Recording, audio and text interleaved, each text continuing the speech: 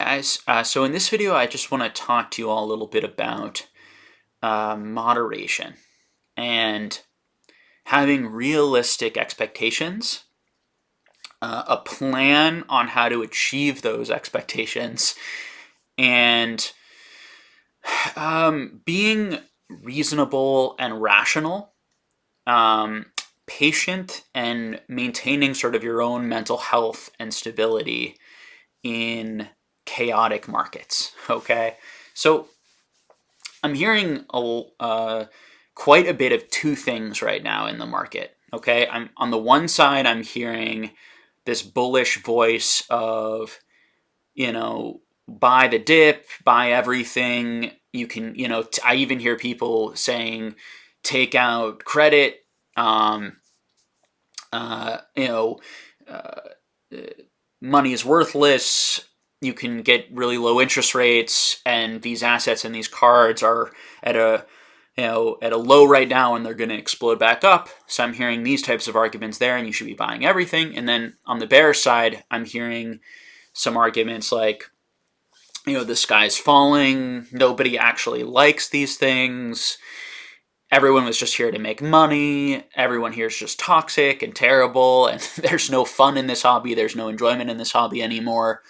Um, and you should panic sell everything, because if you don't sell everything now, it's all going to go to zero or to near zero, and these types of things. And so what I want to say is that both of these arguments and these ideas, there's some merit to each argument and to each side. And there is a range of possibilities we might see in the next 6 months to a year. But the extremeness and the anxiety and the panic that I think is fueling actually both of these sides.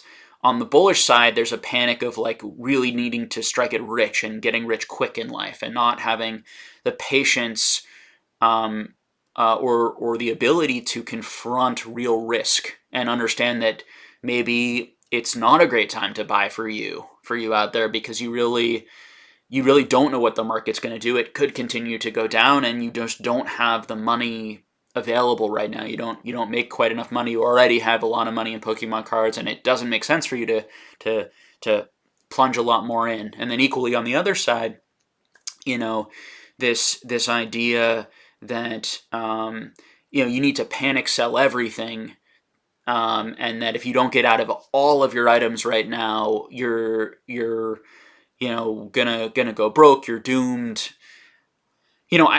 I think that is equally a more moderate approach to something like that would be, hey, maybe take a look at your collection. If you're feeling anxious about the prices, take a look at your collection.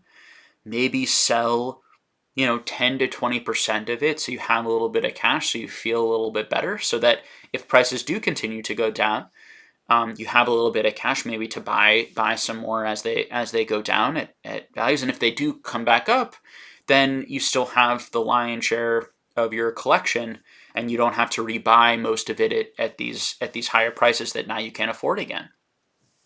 I think going through your collection and taking a look at what items do I really enjoy, what items really help me reach my collecting goals, and what items did I maybe buy in a little bit of the hype and maybe aren't doing as well, or I don't think are going to do as well, or maybe the people aren't as interested in long term, and maybe doing a little bit of that kind of rational, moderate reflection. I really encourage people, whichever way you sort of lean, whether you're very bullish on Pokemon's future or you're very bearish on Pokemon's future, to have a kind of patient, tempered, moderate approach right now. There are lots of factors and lots of things going on. There are lots of supply side factors that are affecting the market right now. We're having a lot of supply come back from PSA. We're having lots of waves of reprints going on in Modern that are going to be impacting the market, and we don't know how much is being printed. We don't know how much exactly is being graded. We don't know how much of that is going to come onto the market and at what point. There are a lot of unknowns, and We don't know how that's going to push the market down, or suddenly it's all going to be absorbed and then the market's going to track back upwards. We don't know where those points and where those prices are going to rest. And then on the demand side, we don't know how many people are still really enjoying the hobby, how many people who maybe are a little burned out are going to take a break but then come back. We don't know. We don't know. Will there be, are they going to continue making product? Is Modern going to continue being, not are they going to continue making product, but is Modern going to continue to be as popular, and are kids going to continue to collect it, and are there going to be multiple generations in this, and what is that going to look like over time? There's a lot of unknowns on both sides. I myself, I guess to end this video or start to summarize it, my opinion, I am bullish on Pokemon. I am bullish on the long term of Pokemon. It's a risk that I'm comfortable taking to continue to buy in this environment, but I'm buying moderately. I'm buying very patiently.